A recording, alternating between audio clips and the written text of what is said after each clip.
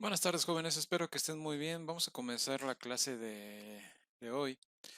En nuestra sesión de hoy vamos a trabajar con lo que son conjuntos, ¿sí? No teoría de conjuntos porque pues eso abarca un poco más, pero sí vamos a trabajar con los aspectos más fundamentales de lo que son los conjuntos y ya algunos de ustedes ya tendrán nociones, si no es que la mayoría ya tienen nociones de lo que es un conjunto, ya han trabajado con los conjuntos.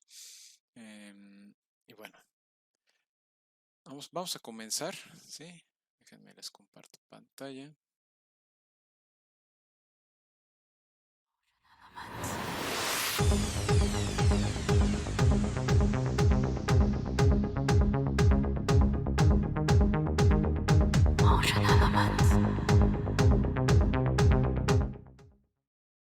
La teoría de conjuntos muchas veces se le atribuye a George Cantor su desarrollo, pero la realidad es que el concepto de conjunto se puede rastrear desde mucho antes, ¿sí? No voy a entrar ahorita en detalles, dónde se creó, no, sino que simplemente no fue George Cantor quien estableció la idea de conjunto como tal, sino que de alguna manera eh, sentó las bases para de alguna manera entender la forma, o más bien crear la forma en la cual entendemos ahora los conjuntos. Es una larga historia de cómo trabaja Cantor, con otros matemáticos, Dedekind en particular, ¿sí?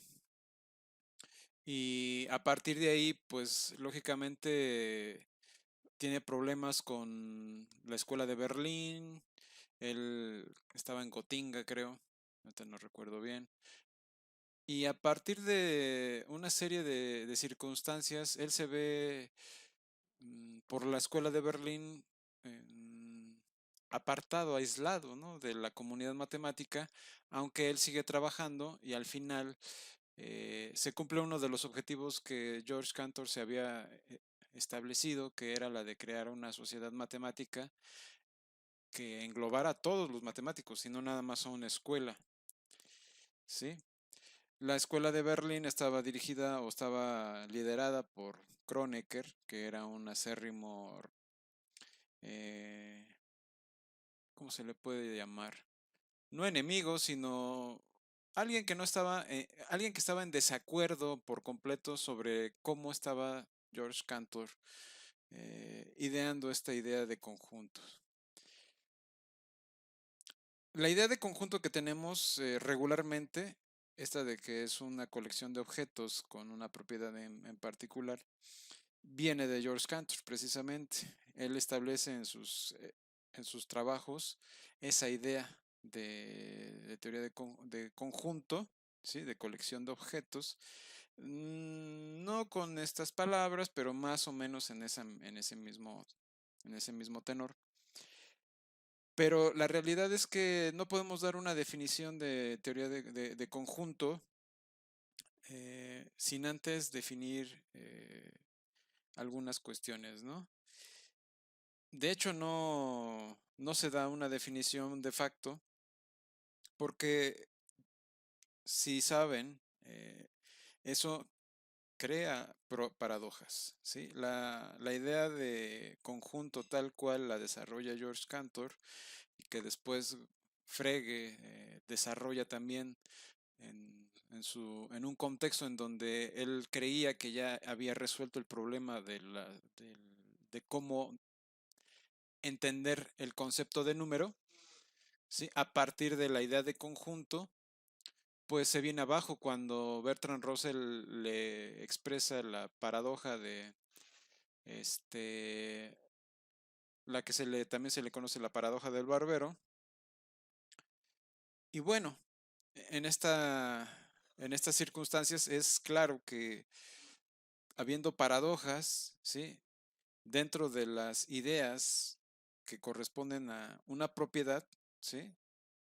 El conjunto de todos los conjuntos que no se pertenecen a sí mismos, pues eso engendra una paradoja bastante fuerte y, y limita, ¿no?, el trabajo con este concepto. Si se define, por supuesto, un conjunto como una colección de objetos con una propiedad, ¿sí? Porque podemos tomar un objeto, un conjunto, que englobe todos los conjuntos y que no se pertenezca a sí mismo, o que se pertenezca a sí mismo, dependiendo del, del enfoque que le querramos dar, ¿no? En fin, a partir de ahí podemos nosotros enfocarnos en una idea general de conjunto y tratar de irnos para poder trabajar con una idea más o menos generalizada en este contexto, ¿no? Tal cual se viene manejando. Pero tiene que quedar claro que no hay una definición formal de conjunto, ¿sí? No al menos en una primera etapa. Ahora, para entender qué es un conjunto en términos matemáticos, pues necesitamos trabajar con aspectos ya de lo que hemos visto en lógica, ¿sí? Tenemos una asociación entre lo que son los elementos del conjunto y el conjunto en sí mismo, ¿sí? Un, un objeto pertenece a un conjunto si tiene las características del, del conjunto. Algo muy simple. El conjunto de las vocales, ¿sí? Para poder definir al conjunto de las vocales, pues es muy sencillo, solo lo podemos escribir de esta forma o lo podemos escribir de otra manera. ¿Cuál? Una que implique algo donde podamos decir, bueno, este elemento pertenece a, y ese se simboliza con este término, ¿sí? Con este podemos simbolizar que A pertenece a B, E pertenece a B y o U pertenecen a B, ¿sí? A ese conjunto en particular. Ahora, ¿cómo diríamos que no pertenece a, a este conjunto algo? Por ejemplo, la B. ¿Pertenece a este conjunto? Pues no. ¿Por qué? Porque es una consonante, ¿sí? No es una vocal. En ese contexto, pues la forma en la cual se nos presenta el símbolo de pertenencia, ¿sí?, también nos indica que vamos a manejar los elementos de un conjunto con términos o con números, perdón, con letras minúsculas, y con letras mayúsculas vamos a trabajar lo que son los conjuntos, ¿sí? Pero pues podemos ir a más, ¿sí? ¿Cómo qué? Pues si queremos especificar que B no pertenece al conjunto B, esto es sí y solo sí, no es el caso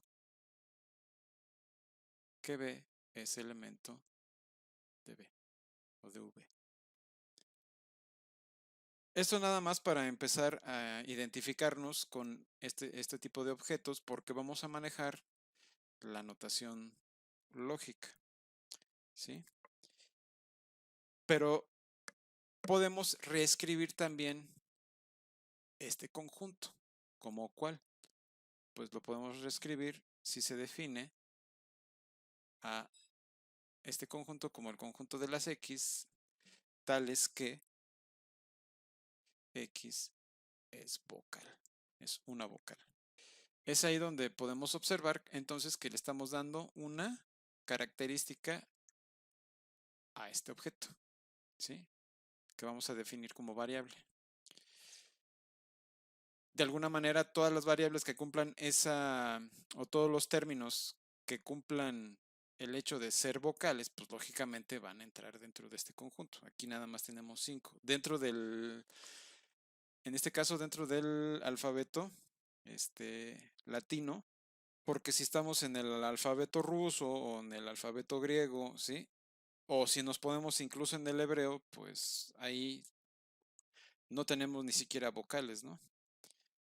Pero bueno, esto nada más es como para mencionar algo.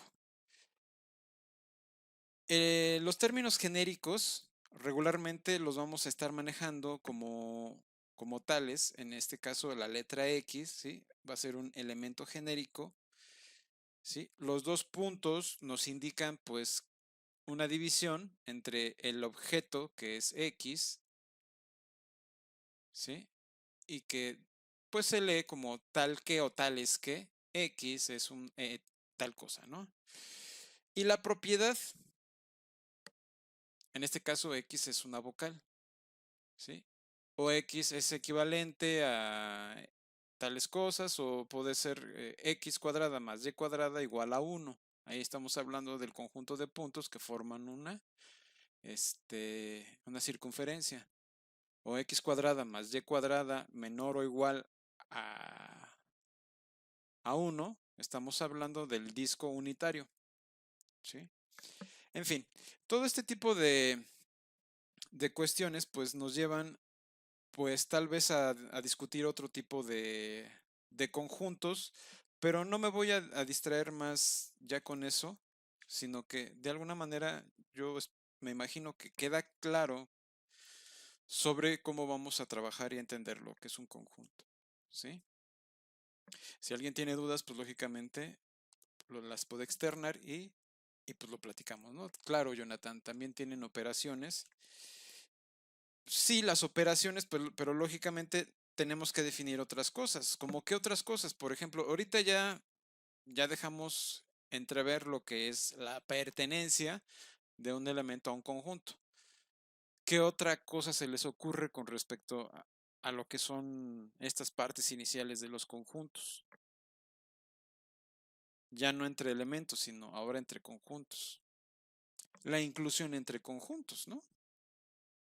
Sí, es decir, si tenemos dos conjuntos, un conjunto A y un conjunto B, que pueden ser vacíos o no, ¿sí? Ahorita no hemos definido eso, pero si tenemos este conjunto A y conjunto B, tales que, tales que para todo A que esté en A también está en B, suponiendo que tomamos A o a X, puede ser X, ¿no? Pero viéndolo desde esta perspectiva, vamos a ponerle X para que no se entienda como una constante. Vamos a ponerle X para que sea congruente con lo que estamos diciendo arriba.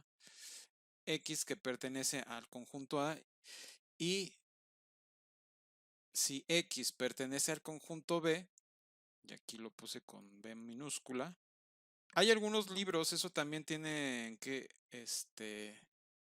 observarlo. Si tenemos que para todo X está en A, implica que X también está en B, lo que nos está diciendo esto es una inclusión, ¿sí? Entonces, ¿qué es lo que estamos observando? Teniendo en cuenta que todos los X que nosotros observemos dados en el conjunto A implica que también están en el conjunto B, eso lo que quiere decir es que A está contenido, y esto se escribe como, si es el caso que existe al menos un término que no está en A, que no está en B, entonces pues eso lógicamente es la negación de que X está contenido en B, ¿sí? Y esto pues se escribe de una manera también eh, sugerente en este contexto, en donde si tenemos dos conjuntos A y B, y existe un X tal que ese X está en A y X no está en B, ¿sí? Lógicamente esto sería sí y solo si A no está contenido en B. ¿Sí? Porque es de alguna manera solo tenemos de alguna manera existe al menos un elemento de A que no esté en B. Puede haber más elementos que sí estén, elementos de A que existen dentro del conjunto B. Pero bueno, esto nada más es como introductorio a lo que es la contención. Por otro lado, si tenemos, esto es con respecto a la contención, y ya utilizando la contención, tal es que si tenemos ahora dos conjuntos A y B, y es el caso, ¿sí?, de que A está contenido en B y B está contenido en A, esto va a implicar que A es equivalente al conjunto B. O sea, son el mismo conjunto para acabar, ¿sí? Porque tienen los mismos elementos, simplemente. O sea, si asumimos que A está en B y B está en A, entonces ya podemos así afirmar que son el mismo conjunto. Sí, porque si logras demostrar, ¿sí?, que el conjunto A está contenido en el conjunto B y que el conjunto B está contenido en el conjunto A, pues da lo mismo de qué conjunto te agarres, ¿no? Porque puedes enunciar al conjunto A o al conjunto B y estás hablando de los mismos términos. ¿Esto qué quiere decir? Que tienen la misma propiedad, ¿sí? O sea, los elementos del conjunto A tienen las propiedades del conjunto B, todos. Y viceversa, todos los elementos del conjunto B tienen las mismas propiedades del conjunto A. En particular, pues estás hablando del mismo conjunto, ¿sí? Es como, te lo puedo exponer así, hay diferentes embotelladoras en todo el mundo que embotellan el mismo refresco, o bueno, la misma marca de refresco, ¿sí? Y al embotellar el mismo tipo de refresco, pues lo pruebes aquí o en España o lo pruebes en China, te vas a ver igual, ¿sí? Bueno, esa es la idea. Las empresas que de alguna manera embotellan tienen diferente razón social y parecen que son diferentes. En esencia son diferentes técnicamente hablando financieramente, pero en cuanto a la cuestión de lo que envasan, es exactamente el mismo producto, ¿sí? Entonces el conjunto de los refrescos que forman ese conglomerado de objetos que son los refrescos, no la empresa, ¿sí?, pertenecen a la misma clase de refrescos, pues, ¿sí? ¿Sí me explico? Entonces, todos esos, ya sea que los envasen aquí o en China, ¿sí?, son del mismo conjunto. A eso me refiero. Ahora, un, un concepto que ¿alguna duda hasta aquí, jóvenes? Porque pues yo puedo suponer que ya la mayoría de ustedes ya sabe, pero puede ser que alguno tenga dudas. No, yo todo bien, profesor. Ok, perfecto. Por mínima que sea la duda, no tengan miedo. O sea, como dicen por ahí en muchos profesores, no hay preguntas tontas, sino tontos que no preguntan. Por favor, pregunten, jóvenes, ¿sí? Pregunten, no se queden con la duda. Yo aprendí más preguntando y a veces pues sí parecían absurdas mis preguntas y pues parecía yo un tonto, pero eso cuando yo hacía la pregunta al principio me daba pena, pero pues poco a poco me fui haciendo la idea de que pues no importaba si se reían o si pensaban X cosa de mí, no, yo me hacía la idea de preguntar y externar mi duda, porque muchas veces algunos otros compañeros también tienen la misma duda y tal vez esa duda complementa algunas cuestiones que se habían dado antes, ¿no? Entonces, sin pena, además eso hace de que ustedes participen de su aprendizaje, ¿sí? Que es la idea. Bien, el siguiente concepto, de alguna forma, pues ya lo habrán visto, y si no, pues aquí se los vamos a presentar, y es El conjunto vacío tiene una historia un poco rara porque de alguna manera pues los matemáticos no se hacían a la idea de un conjunto sin elementos, igual que muchas veces pues se podía pensar en el cero antiguamente como para nosotros ya es muy normal entender lo que es el número cero o ver un conjunto vacío, ¿sí? Bueno, saber que es un conjunto vacío. Pero en esencia, la realidad es que en la mente de muchas personas, la idea de conjunto vacío no tiene sentido, ¿sí? Porque va contra la intuición. Regularmente estamos acostumbrados a que, pues, a donde quiera que volteamos, vemos un objeto, ¿sí? Si salimos al espacio, pues vemos planetas, vemos galaxias, vemos estrellas, etcétera, ¿no? Pensamos que pues hay algo siempre ahí en el contexto físico. Por eso, de alguna forma, pensar en el vacío es como pensar en la nada. O sea, ahí donde no hay nada, pues es que no hay nada. Eso va contra la intuición. ¿Por qué? Porque pues yo donde miro, pues, o donde percibo, siempre hay algo que está estimulando mis sentidos para percibir algo, ¿no? Ya sea con el tacto, la vista, el olfato, en fin, cualquier cosa, de alguna manera me permite, pues eso, entender mi mundo. Y hablar del conjunto vacío, pues, ¿qué sentido tiene? O sea, la verdad es que para nosotros a lo mejor, pues, no tiene ningún problema, porque pues es el conjunto que no tiene ningún elemento, pero pónganse a pensar y pónganse en los zapatos de las personas a las cuales se les empezó a hablar por primera vez de este concepto y que de alguna manera pues les chocaba, ¿no? En la mente, o sea, a ver, ¿cómo está eso de que un conjunto que no tiene elementos? ¿Cómo está eso? O sea, eso es absurdo, ¿sí?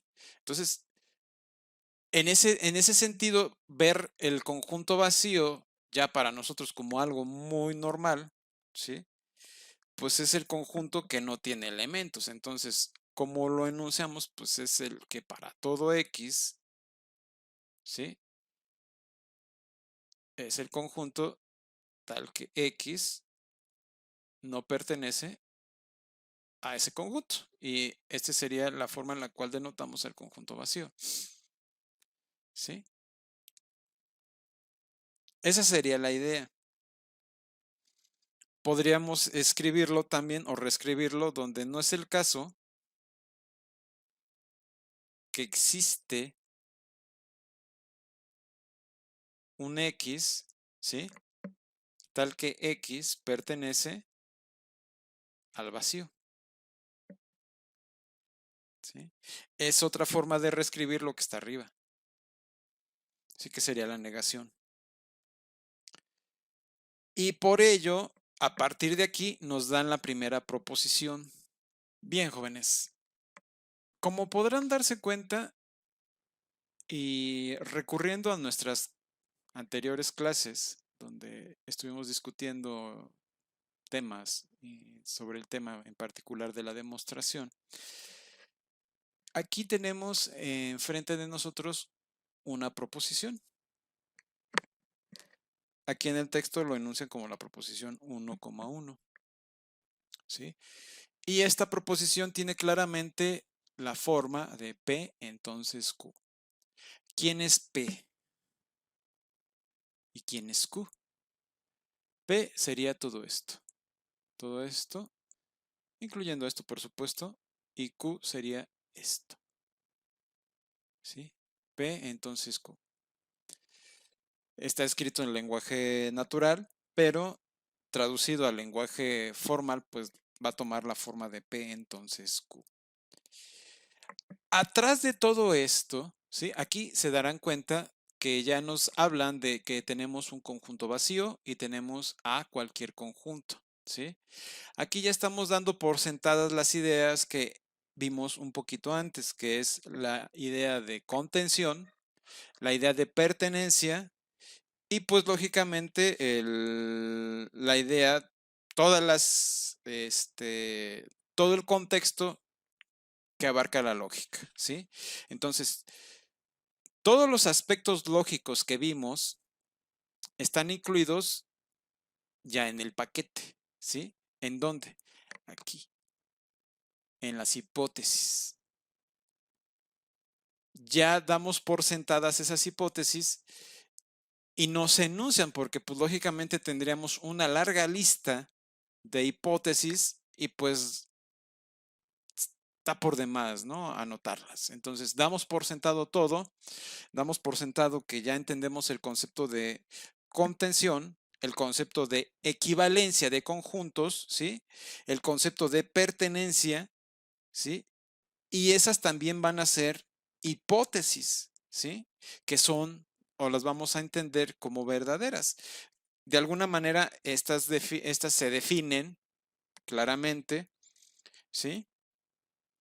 Y también la idea de conjunto vacío se da, ¿no? Ya por vista, como definida. Teniendo todo esto claro, vamos a proceder a hacer la demostración. ¿Cómo vamos a proceder para hacer la demostración? Lo podemos hacer por el método progresivo regresivo de forma directa o lo podemos hacer por alguna forma indirecta, que ya sea por contrapositiva o lo podemos hacer por con reducción al absurdo. Contrapositiva tendríamos que hacer, o sea, tendríamos que suponer que el vacío, el conjunto vacío no está en el conjunto A. Y el de reducir al absurdo, ¿cómo tendríamos, cómo lo haríamos? ¿Cómo lo haríamos? Vamos a explorar, vamos a adentrarnos en los tres casos, ¿no? A ver, vamos a ver. La primera que podemos intentar hacer es irnos por la directa. Bueno, a ver, ¿cuál es la directa? Pues hacerlo de tal manera que usemos las propiedades, todas las que no sé, todas las que hemos visto, todas las hipótesis que tenemos, ¿sí? En particular, pues lógicamente esto, ¿sí? ¿Y para qué? Pues para demostrar esto. Lo puedo hacer de forma directa, es decir, ir de progresivo hasta llegar a la conclusión, o si no veo cómo, pues de alguna manera tendría yo que buscar alguna forma en la cual demostrar esto, ¿sí? Para observar que el vacío está contenido en A, se me presenta un pequeño detalle, ¿sí? Que dada la definición del conjunto, ¿sí? Si yo me hago la pregunta, a ver, ¿cómo puedo demostrar que el vacío pertenece al conjunto A? Si yo estoy observando que la definición que me dan es que para todo X, X no está en el vacío, pues no me puedo tomar un elemento del vacío para ver si está en el conjunto A, ¿sí? Entonces, ya a partir de ahí podemos descartar la idea de hacerlo de forma directa, ¿sí? Entonces, es importante que también se planteen, a ver, ¿cómo puedo demostrar esto? ¿Cuáles son las propiedades? ¿Qué me dicen mis hipótesis, no? Si quiero tomar esto, bla, bla, bla, o sea, ¿cómo abordar la conclusión para a partir de ahí, entonces, buscar un medio para hacer la demostración de forma directa? Y si no está claro, pues entonces vemos las otras opciones. A ver. Vamos a explorar ahora las otras dos opciones. La opción de, veamos primero la de contrapositiva, ¿sí? Que como dices, o sea, hay que negar, pero habría que negar el hecho de que tenemos cualquier conjunto y de que de alguna manera solo el conjunto vacío, ¿sí? está ahí y tomamos un conjunto. ¿Cómo negaríamos P y cómo negaríamos a Q? Porque para esto, pues lógicamente tenemos que negar a P y a Q. ¿Por qué? Porque viendo la equivalencia de P implica Q y esto era equivalente a no Q y que implica no P, ¿sí? Entonces tendríamos que negar que el vacío no está contenido en A y a partir de ahí, pues lógicamente tendríamos que buscar la negación de P, ¿sí? Pero eso solo lo podemos, bueno, no lo podemos, eso más bien se apetece cuando tenemos un término que implica, por ejemplo, una desigualdad o que implica la negación de una contención, etcétera. ¿Sí? Este tipo de cosas donde se dice no, no pertenece o es diferente o etcétera, ¿no? Ahí donde encontramos una negación, se puede apostar por esta idea. Aquí lo que de alguna manera se pinta con más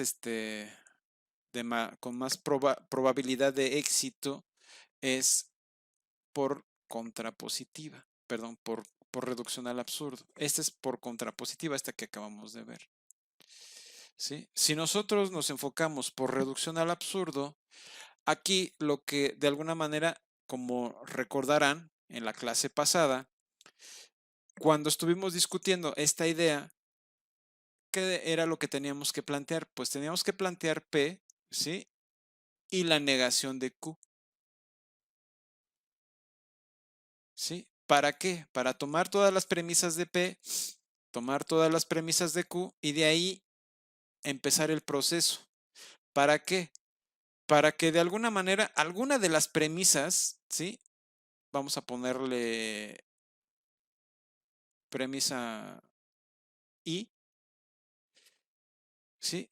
Se viera negada. Es decir, a partir de aquí,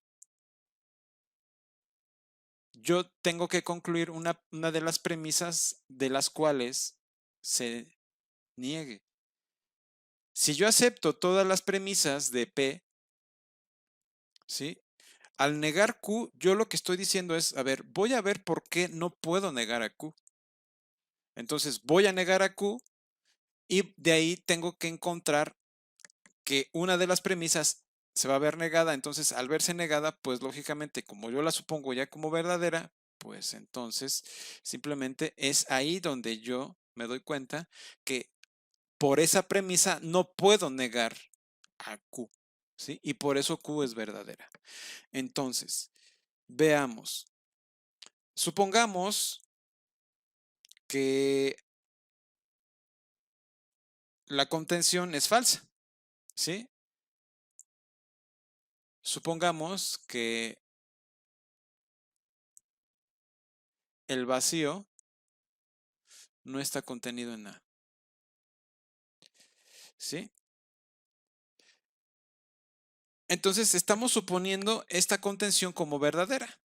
De momento, no es que sea verdadera, la estamos suponiendo como verdadera, ¿sí? Entonces,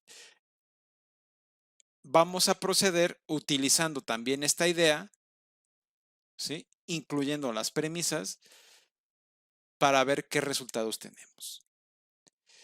¿Esto qué va a implicar? Bueno, a partir de aquí, dada la definición, ¿sí? O dada este supuesto, ¿qué implicaría?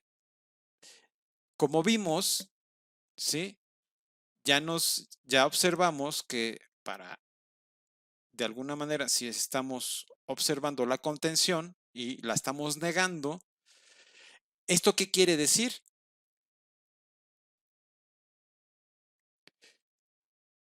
Esto implicaría que existe un X en el vacío, ¿sí? Tal que X no pertenece al conjunto A, ¿sí? Por lo que vimos arriba,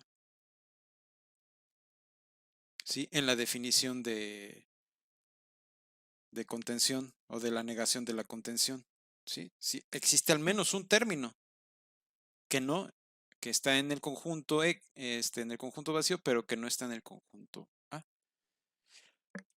Pero este simple supuesto que contraviene la idea, ¿sí? Esto implica, ¿sí? Que es falso,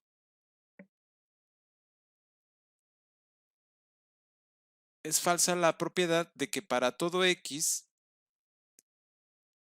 X no pertenece al vacío. Si estamos suponiendo esto como verdadero, por supuesto, incluido en las propiedades, ¿sí? Porque cuando hablamos de que es vacío, pues damos por sentada esta idea, ¿sí? Entonces, a partir de ahí, ya con esto, simplemente estamos concluyendo y estamos encontrando el por qué no puedo negar que el vacío no está en el conjunto A. Y esto es para cualquier conjunto. O sea, es decir, A es cualquier conjunto. Entonces, ¿qué quiere decir esto? Que el vacío está en cualquier conjunto que me tome. ¿Sí? Profesor. Profe, bueno, si quiere primero mi compañero. No, si quieres tú primero. Ah, gracias. Es que yo ahí tengo duda. O sea, iba bien hasta casi la última parte, pero yo ya no supe el último entonces a qué viene. O sea, ya tuve duda porque no entiendo cómo fue, qué pasó. O sea, entiendo que es la propiedad que ya habíamos definido. No es cierto. Bueno, creo que sí es una propiedad. Bueno, es algo que ya habíamos definido. Pero no entiendo cómo es que llegamos ahí. Eso es lo que no entiendo. ¿Sí me explico? Sí, sí, sí, sí, sí, claro. ¿Va tu duda también en ese sentido? Am, no, más bien es que yo quería preguntar, por ejemplo, estamos diciendo que existe una X en el vacío, tal que no existe en el conjunto A. Entonces, eh, pero no se supone que si existe en el conjunto vacío, también tendría que estar en el conjunto A, porque no, porque estamos negando que no está. Ah, no, ya, olvídalo, perdón. Sí. Bueno, ya tú solito te respondiste. Sí, perdón. No, no te preocupes, pero ya con eso yo voy a tomar lo que enunciaste porque esto me permite a mí contestarle a la compañera. Bien, miren, lo que estamos observando aquí, ¿sí? Surge a partir de esto, ¿sí? ¿Y por qué surge?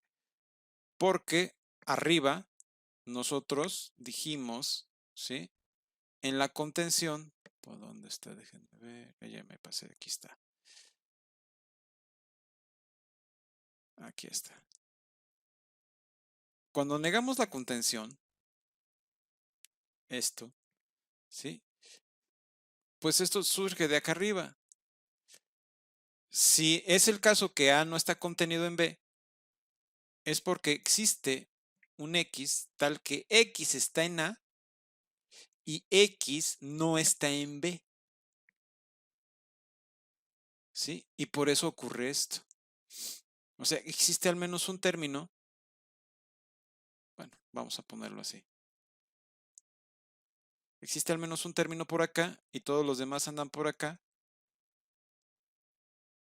tal que este X está fuera del conjunto B. Por lo tanto, no es el caso que el conjunto A esté contenido en el conjunto B. A partir de ahí, en esa analogía, ¿sí? Es que regresamos acá abajo y observamos que el conjunto, si suponemos esto, entonces tenemos que, por lo anterior que vimos en la definición de la negación de la contención, es que existe un X, ¿sí? Déjenme ponerlo más propiamente. existe un X tal que X está en el vacío, ¿sí? Porque si yo estoy negando la contención, pues tengo que tomar entonces un término tal que por la definición que me dan de conjunto o por la negación de la contención, eso supondría que existe un X en el vacío tal que ese X no está en el conjunto A. Es como si dijera que el vacío, ¿sí? El vacío, ese X anda por aquí. Y que de alguna manera podría ser el caso que hubiera otros elementos que sí están en el conjunto, en el conjunto A. Muchas veces en las clases, y a mí me tocó verlo y vivirlo, bueno, esto se demuestra por vacuidad y así como que, bueno, cuando acabas de entrar a ciencias, a ver, ¿cómo que por vacuidad? Y para los profesores es muy obvio, pero para una persona que acaba de entrar a la Facultad de Ciencias y que apenas tiene la noción de que es un número, por vacuidad, ¿eso qué es? ¿Sí? Estás tratando de entender qué es un conjunto y luego te hablan del vacío y luego te empiezan a hacer demostraciones y luego te dicen que el vacío no tiene elementos y luego que de repente tomas un elemento y que por contrapositiva y que no sé qué, pues eso hace bolas, ¿no? Pero si se supone que ya tenemos todo bien claro, en donde pues ya sé que esto, ¿sí? Es un supuesto, es una negación de algo que quiero demostrar, que es esto, ¿sí?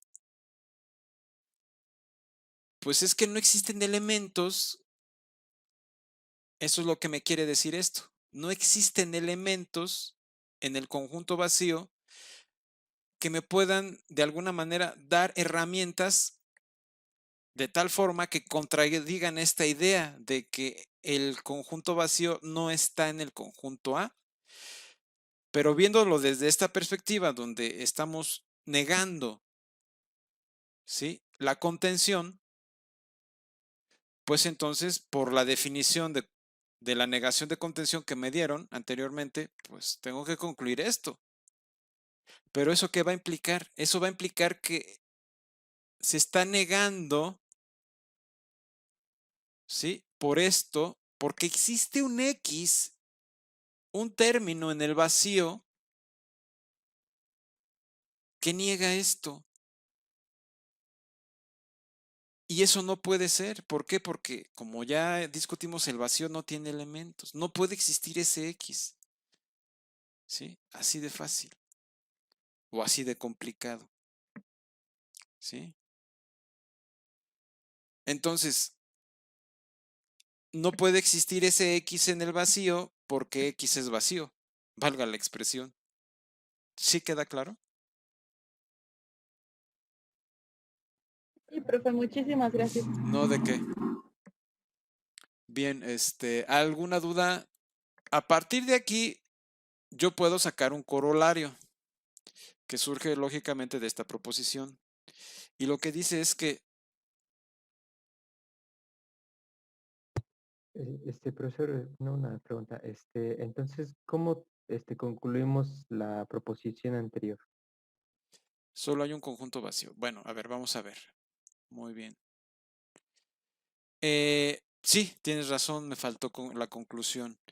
Aquí lo que concluimos entonces es que suponer, esto implica que la negación de A es falsa. ¿Sí? Por lo tanto, A, perdón, el vacío, por lo tanto, el vacío está contenido en el conjunto A, o sea que esto es verdadero. ¿Sí? Esa sería la conclusión. ¿Sí, sí te queda? Sí. Ok. ¿no? De que ahora tenemos un corolario, solo hay un conjunto vacío. ¿Esto qué quiere decir? Bueno, esto de lo que es único y de lo que habla es de la unicidad del conjunto vacío, ¿sí? Ya habrán escuchado y si no, pues escucharán de aquí en adelante la unicidad de un término, ¿no? En este caso estamos hablando de la unicidad. ¿Cómo haríamos la demostración aquí? ¿De forma directa o de forma indirecta? Pues, bueno, por lo que yo veo es, tendremos que hacer por contradicción, o sea, tendremos, bueno, eso es lo que yo entiendo, que podríamos hacer que, suponer que hay otro conjunto vacío, o sea, que existe más de un conjunto vacío y de ahí, pues, demostrar que no, que solo hay uno. Exacto, sí.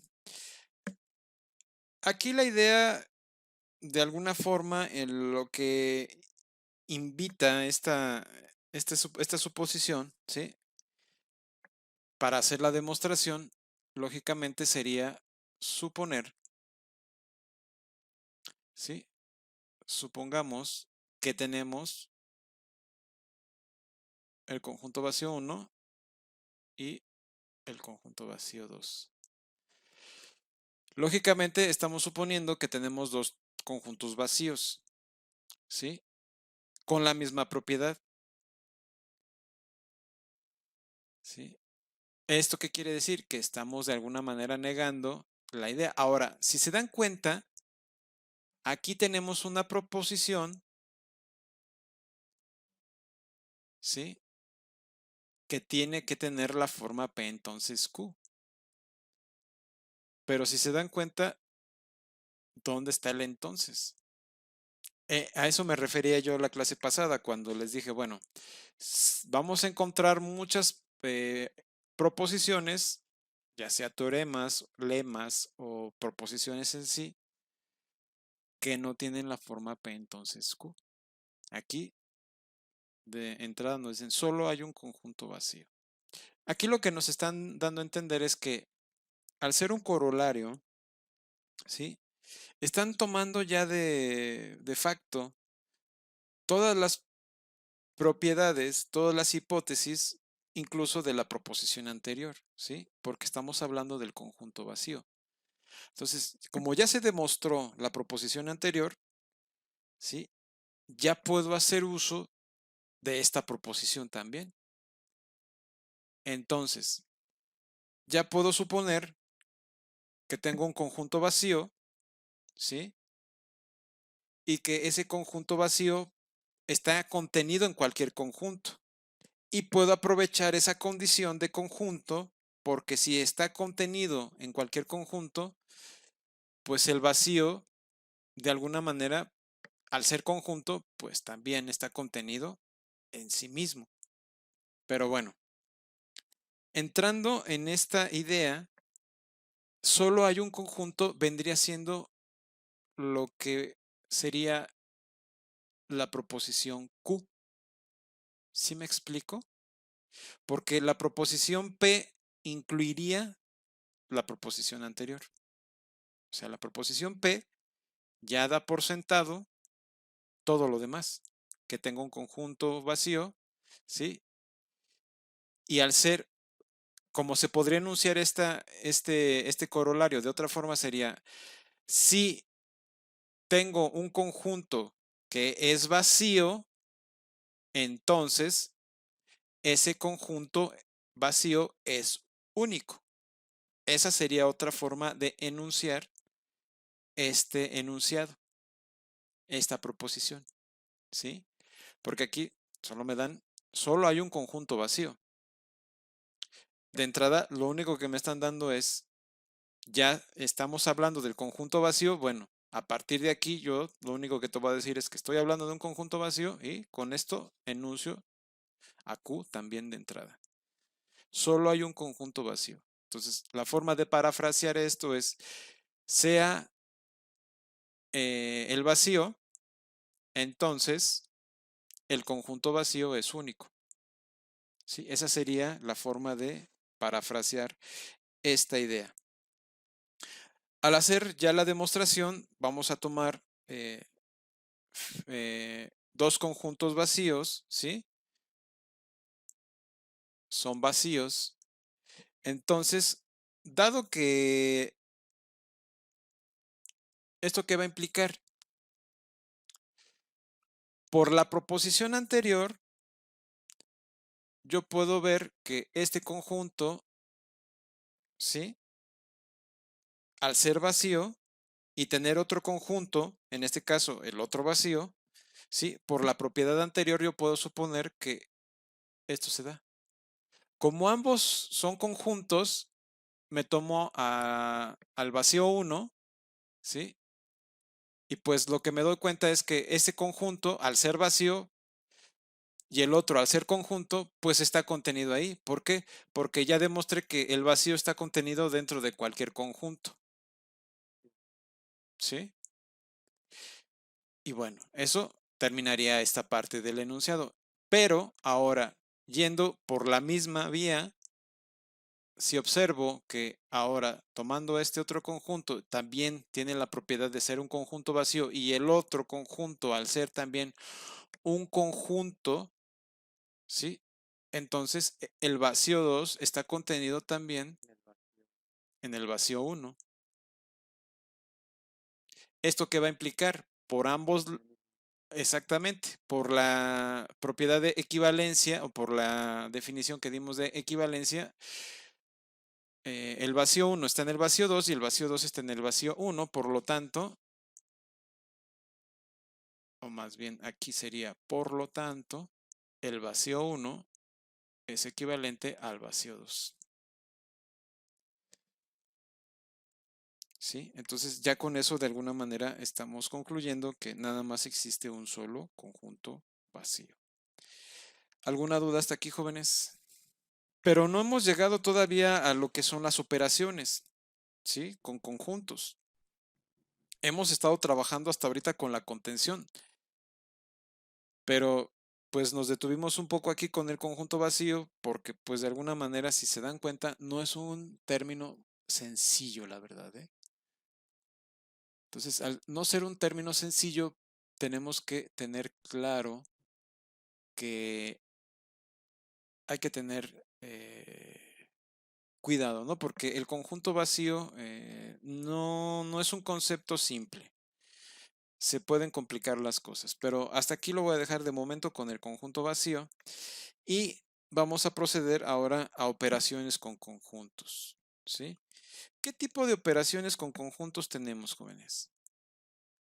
Antes de continuar, ¿alguna duda con esto? ¿A alguien no le quedó claro? Operaciones con conjuntos. ¿Cómo entendemos una operación con conjuntos?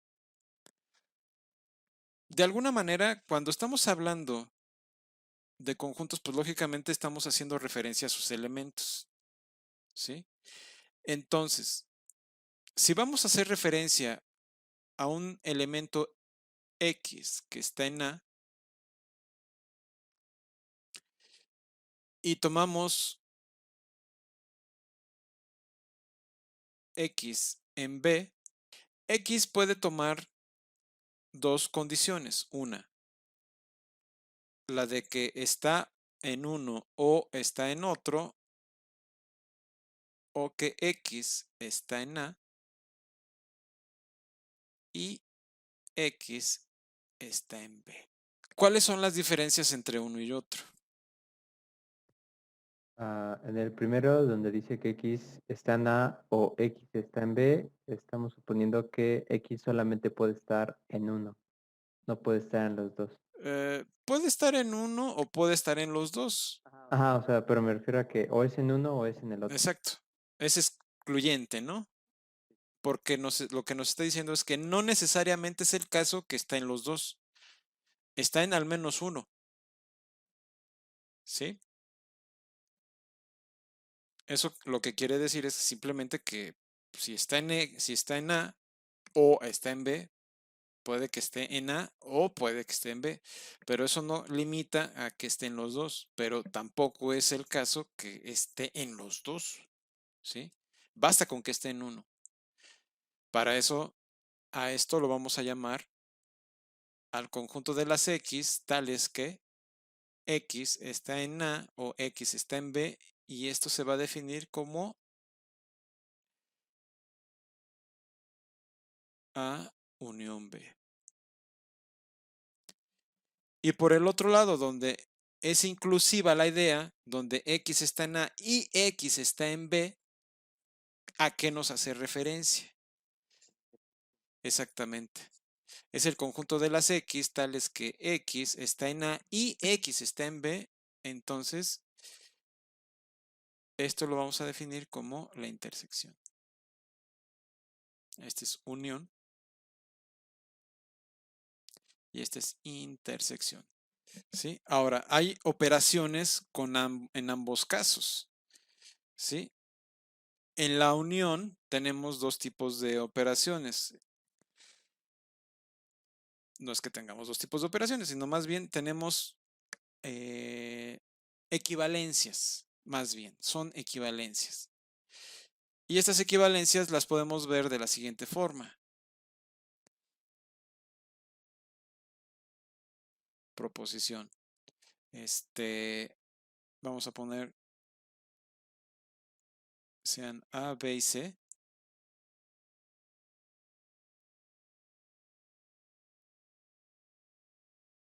Conjuntos.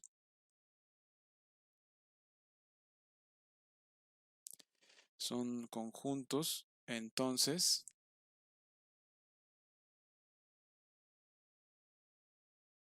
uno,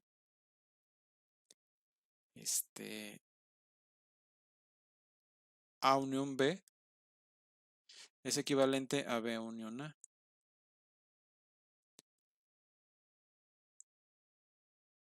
Vamos a ponerlo así.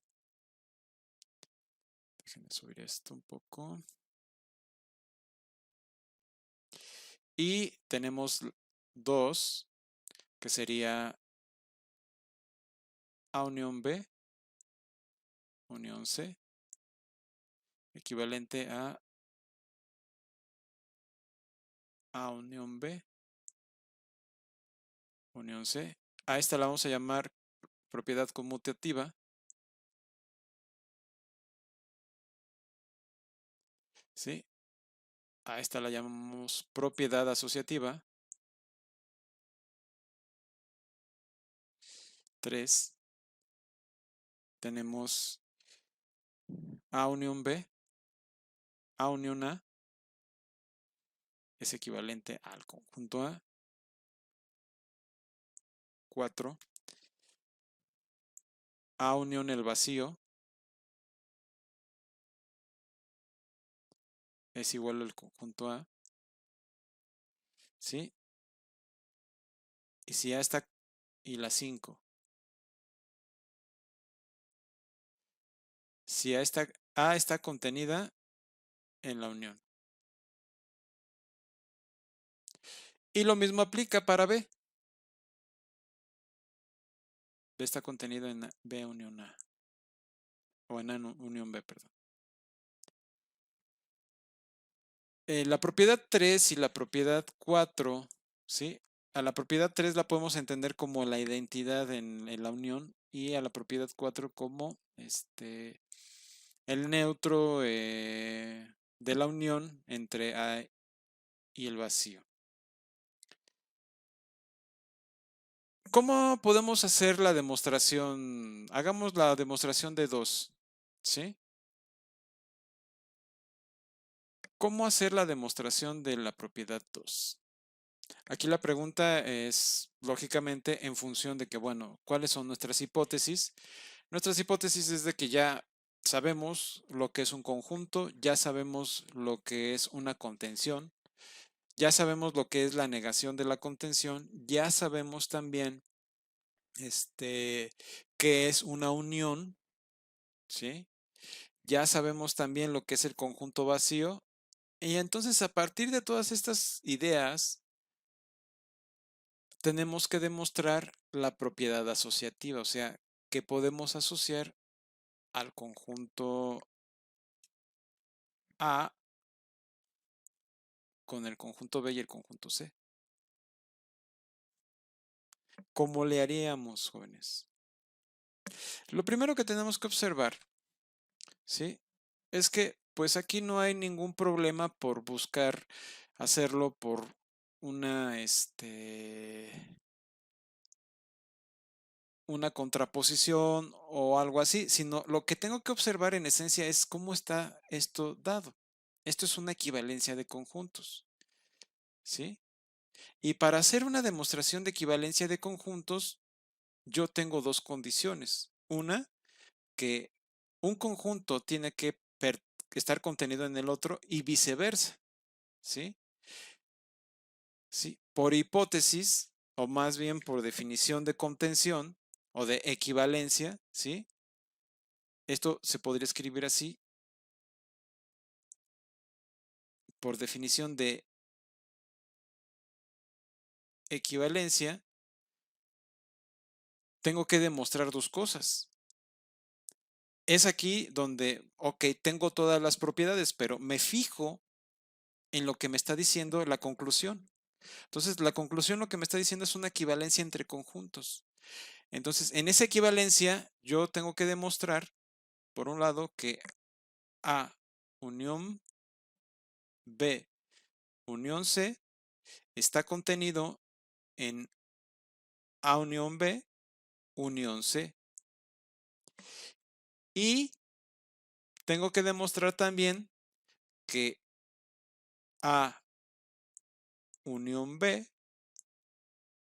unión C está contenido en A unión B unión C. Eso es lo que tengo que demostrar para poder probar la equivalencia. ¿Sí? ¿Cómo procedemos? Si recurro a la definición que me dan de unión, me puedo agarrar de ahí. ¿Por qué?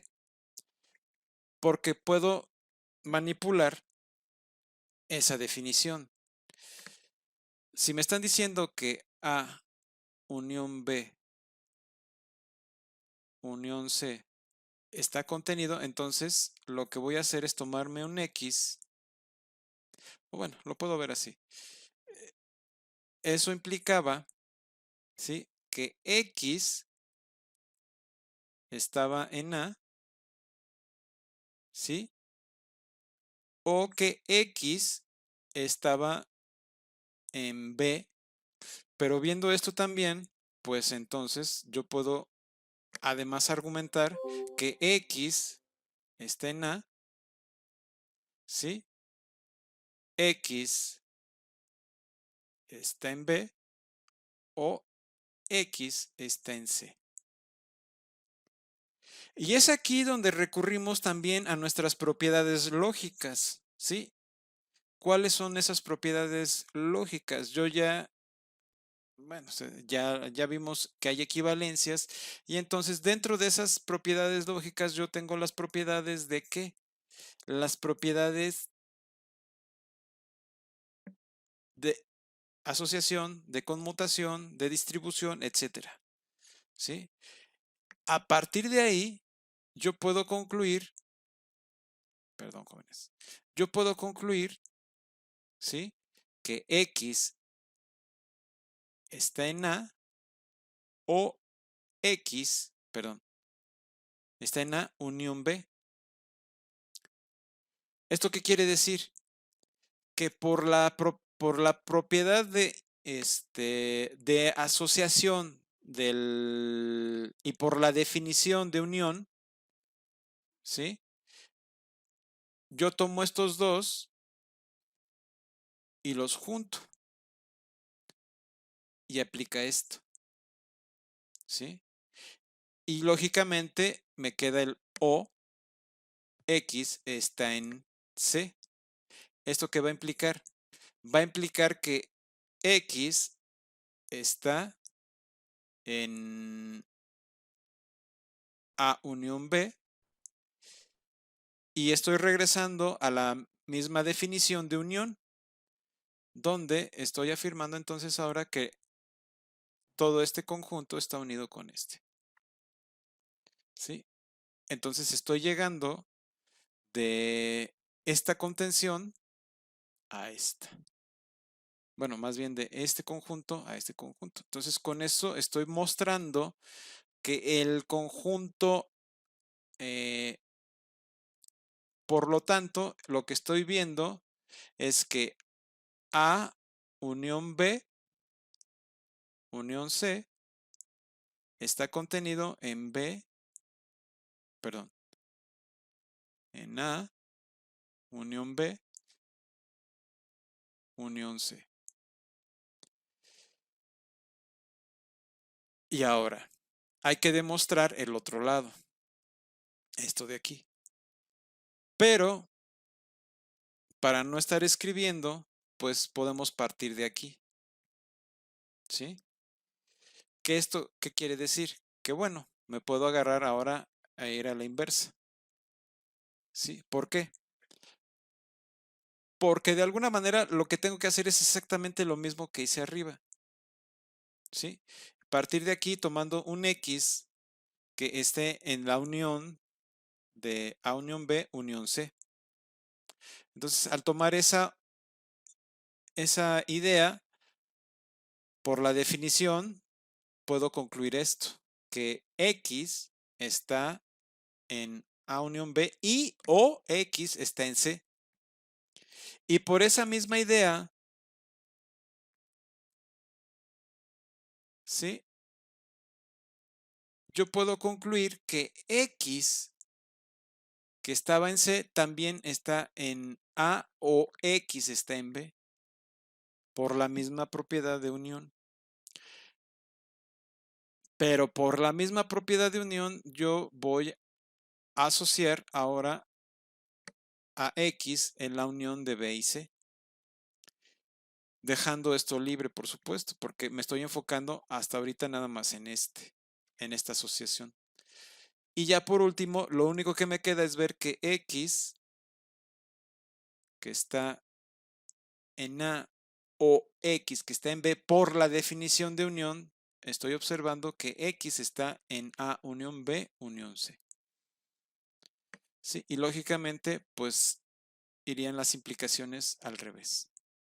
Y con esto, y concluimos también, por lo tanto, que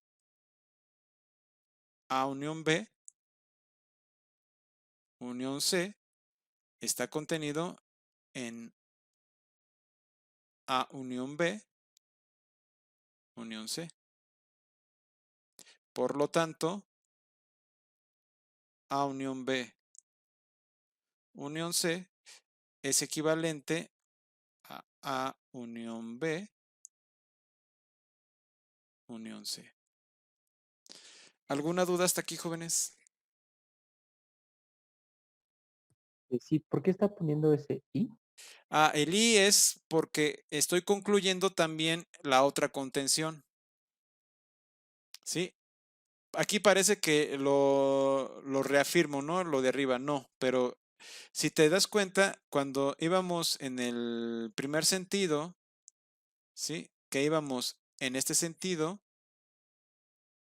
¿sí? Puse esto primero. Y luego cuando nos regresamos, ¿sí? Pues de alguna manera estamos concluyendo lo otro. Entonces es por eso que aparece el I. ¿Sí? Concluyo esto y concluyo esto también. Entonces, por lo tanto, estoy concluyendo la equivalencia. ¿Sí? Esta idea va a ser recurrente para muchos casos dentro de la carrera de actuaría, matemáticas o física. En muchas ocasiones, incluso en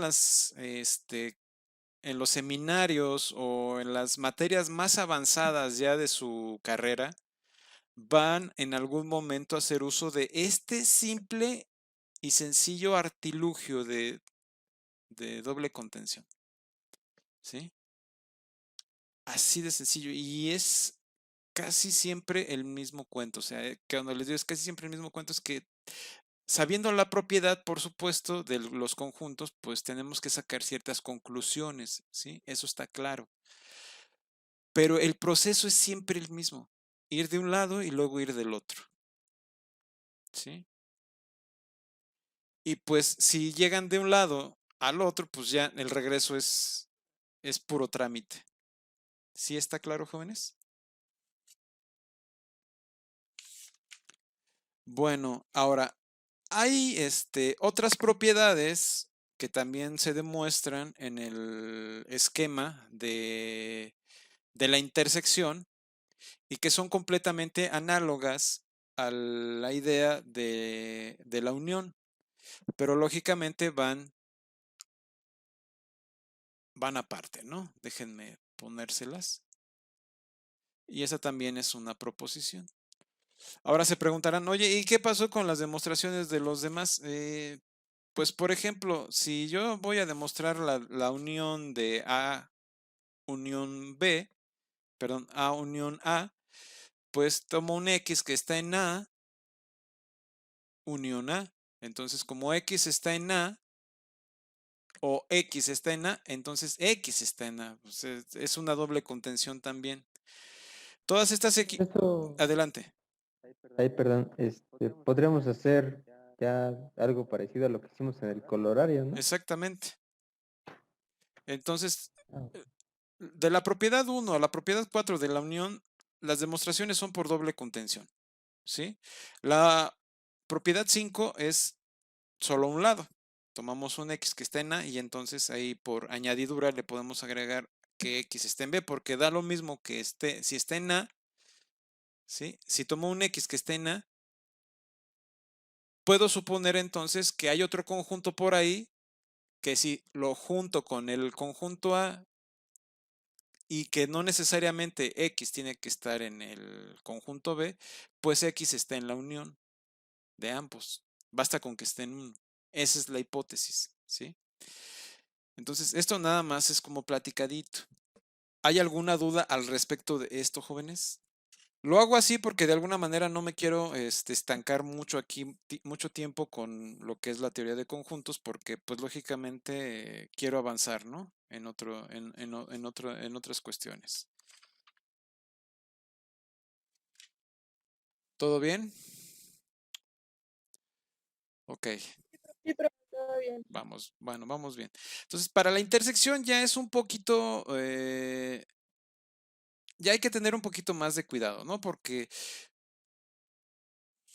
pues si bien parece muy intuitiva la idea de intersección, nos puede jugar malas pasadas, ¿sí?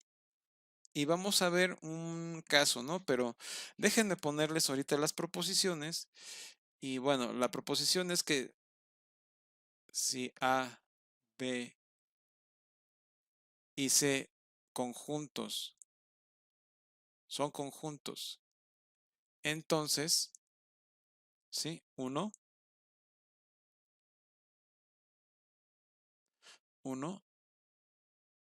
A intersección B es equivalente a B intersección A. Es lo mismo, o sea, propiedad conmutativa. A intersección B, intersección C, es equivalente a A intersección B, intersección C. 3. A intersección A es equivalente al conjunto A.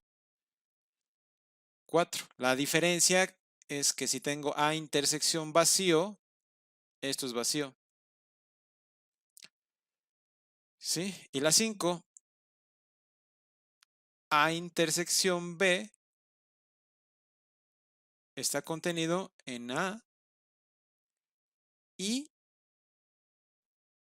A intersección B está contenido en el conjunto B.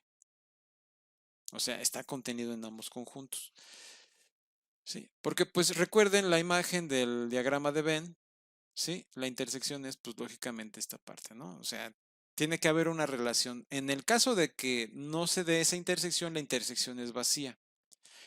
Es ahí donde ahí puede haber confusión porque pues sí, estaba muy claro el conjunto vacío, pero si estamos en este aspecto, entonces el conjunto A intersección, el conjunto B es vacío, así de sencillo, ¿sí? Entonces, bueno, ya con eso, de alguna manera tenemos estas cuestiones, ¿no? ¿Quieren que demostremos alguna de estas propiedades? Más bien me gustaría explicar por qué la intersección de A con el vacío da vacío. ¿Por qué la intersección de A con el vacío da vacío? Bueno, pues vamos a hacerla, ¿qué te parece? Porque es contraintuitiva esta idea, ¿no? O sea, no es tan sencilla. Es por eso que les digo, hay que tener mucho cuidado con la intersección porque está taimada, ¿sí? Parece sencilla, parece sencillo el concepto, pero hay que tener cuidado, ¿sí? Con ciertos conceptos. Bueno, entonces, veamos la prueba de 5, de 4, perdón.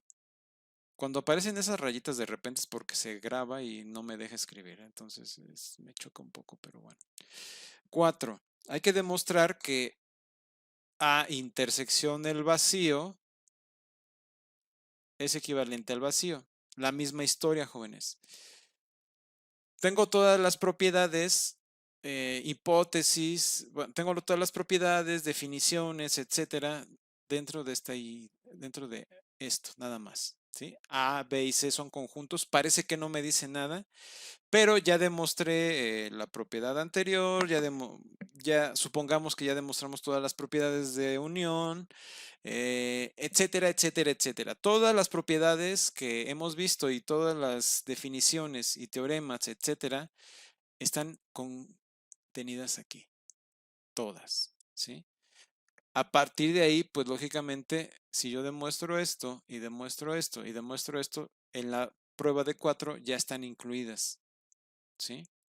Supongamos que de momento las tengo así, no son necesarias de momento, pero aquí también tengo que darme cuenta es que si tengo esto, lo que tengo es una equivalencia, ¿sí? En 4, lo que me están dando es una equivalencia de conjuntos. Entonces, ¿qué es lo que tengo que hacer? Pues tengo que hacer una demostración por A intersección vacío, contenido en el vacío, y tengo que demostrar también que el vacío está contenido en A intersección el vacío. ¿Cómo hacemos esto? Por la definición que nos dieron, ¿sí? Y aquí entra en juego la lógica. Por eso es importantísimo la lógica, jóvenes. ¿Por qué? Porque si yo tomo X en el conjunto A intersección el vacío, esto va a implicar que X está en A y X está en el vacío por definición de intersección, ¿sí?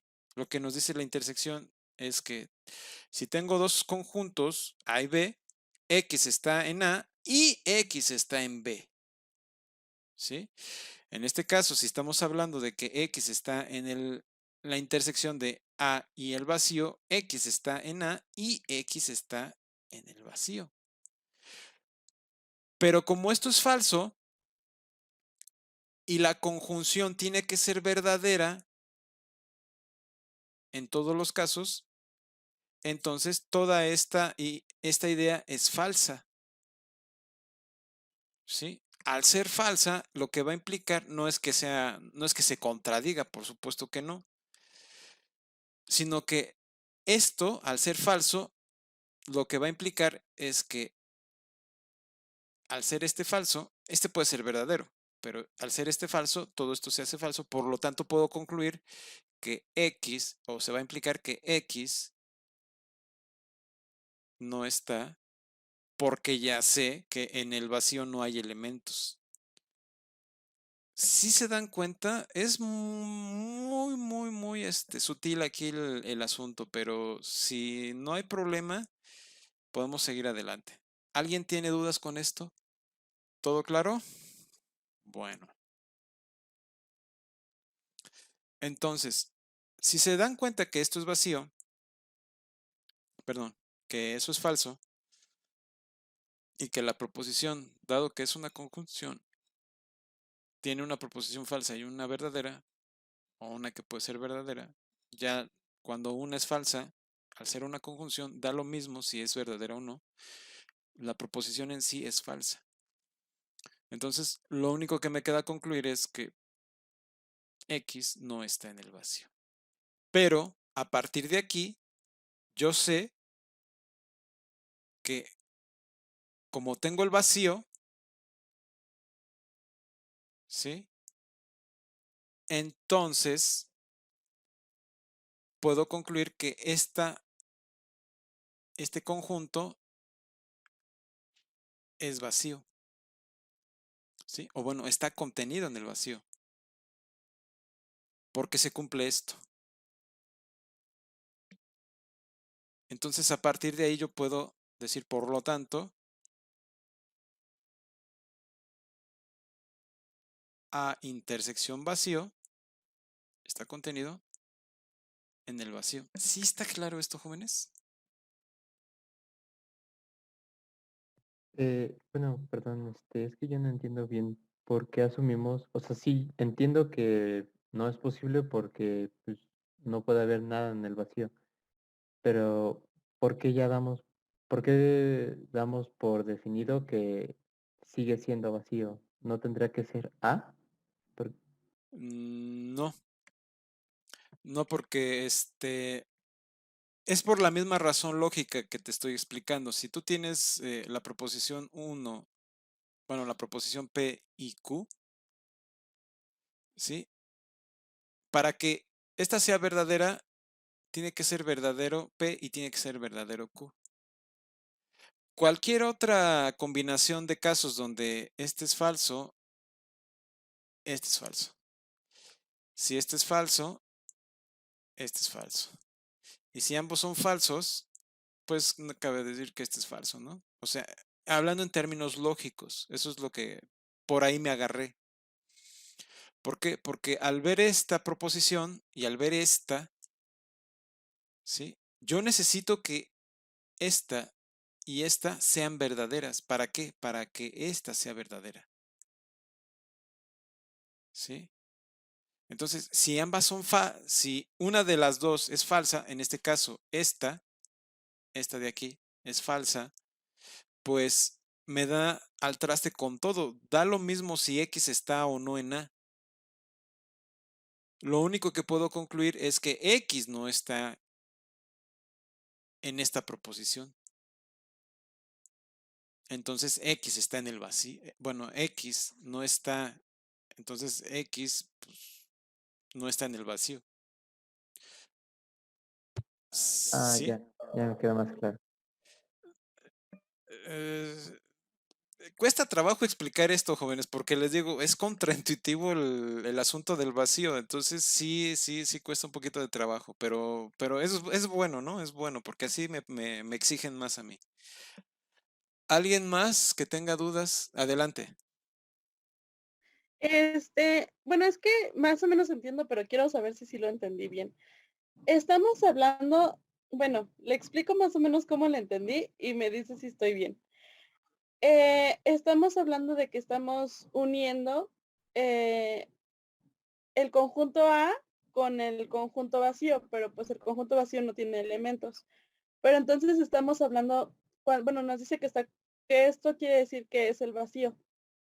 Entonces, estamos hablando de un vacío que podríamos decir que como que son diferentes vacíos, pero a fin de cuentas, como el vacío es único, sigue siendo vacío. O sea, queremos buscar un elemento que esté en A y que también esté en el vacío, pero como no tenemos un elemento que cumpla esto, quiere decir que el conjunto que nos va a resultar es un conjunto vacío. Exactamente. Por el hecho de que esta... Ah, eh, a ver, cerramos el micrófono nada más, por favor, jóvenes, para que no se haga eco. Exactamente, tenemos ahí el detalle de la propiedad X está en A y X está en el vacío, donde como X no está en el vacío, pues entonces esta proposición que estamos enunciando, esta de aquí, es falsa. ¿Sí? ¿Por qué? Porque esto es falso. Entonces, lo único, ¿por qué? Porque ya sé que no existe ninguna X que esté en el vacío. Por lo tanto, pues concluyo que X está en el vacío. Bueno, X no está X no está en el vacío. Ya con eso podemos entonces concluir esta contención. Y en este caso, pues lo único que nos resta es ver la otra contención, que pasa cuando X está en el vacío. Pero como partimos de que X no está en el vacío, ¿qué es lo que tenemos, jóvenes? Esta se resuelve más fácil porque ya sé por la propiedad en donde yo sé que cualquier conjunto tiene el vacío, al ver este como conjunto, este automáticamente está dentro del que sigue. Entonces, esto implicaría, bueno, a partir de aquí se puede implicar la misma contención. ¿Sí? Este conjunto lo veo simplemente como conjunto, no me hago tantas bolas. Yo sé que este conjunto ya probé que está en cualquier conjunto, por lo tanto concluyo que el vacío está contenido dentro de A intersección vacío. Y con ello puedo concluir, ¿sí? Podemos concluir entonces que el vacío está también contenido en A intersección del vacío, por las demostraciones que hemos hecho anteriormente. Es aquí donde también tenemos que tener esa agilidad mental para decir, ah, el vacío, este lo veo como conjunto y ya está. Aquí no lo escribo porque me tardaría yo mucho, nada más lo platico, ¿sí? Pero es importante que lo tengan. Esto lo veo como conjunto, por lo tanto, yo sé que ya demostré que el vacío está en cualquier conjunto, pues ya está. Nada más lo escribo. O sea, cuando, por ejemplo, vean que lo tienen que hacer una tarea, lo único que dicen, bueno, esto así por esto y esto, listo. ¿Sí? Porque ya está demostrado y lo usan. Entonces, en ese contexto, por lo tanto, A intersección vacío es igual al vacío. ¿Sí quedó claro, jóvenes? ¿Se quieren ir a tomar un café ya o les sigo? Porque el tema que sigue requiere de toda su concentración y si están cansados, les va a costar un poquito de trabajo. Pero si quieren, les sigo, ¿eh? ¿Ustedes qué dicen? Yo no tengo problema. ¿No? ¿Yo les sigo? Ok. ¿Qué tema es? Eh, Preguntan aquí. Jonathan, ¿qué tema es? La diferencia. O lo que también se conoce como el complemento de un conjunto. ¿Sí? La voy a definir y no me voy a meter en más vericuetos para no cansarlos con más detalles, ¿sí? Y mañana lo discutimos con más detalle, ¿sí? Vamos a poner la definición de diferencia.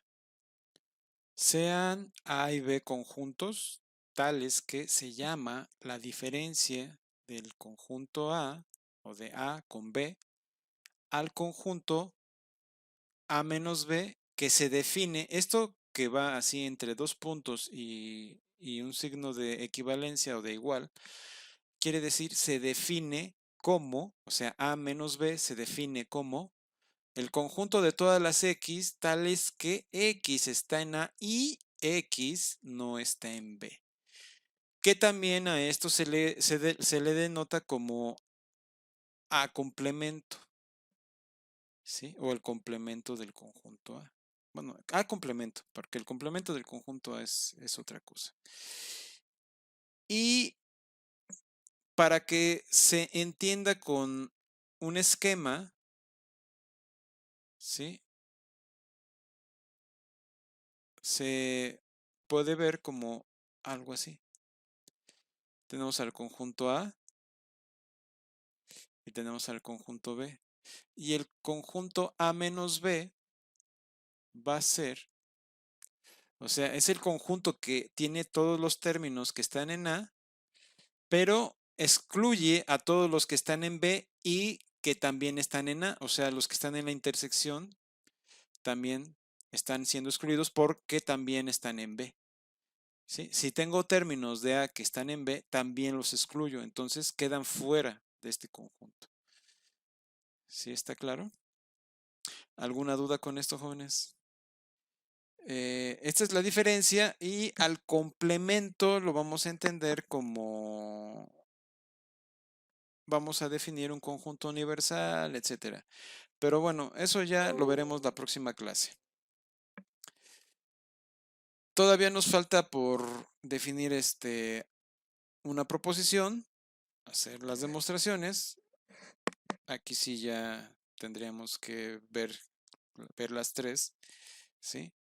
Y adentrarnos ya un poquito más en una combinación de complemento, diferencias, intersecciones, uniones, o sea, ver lo que sería la distribución y las leyes de De Morgan para conjuntos, ¿sí?